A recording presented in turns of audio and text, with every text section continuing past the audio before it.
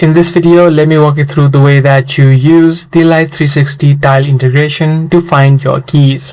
Now to do this, you'll need to first of all link the Tile application with the Life360 account so that the key appears on the family map.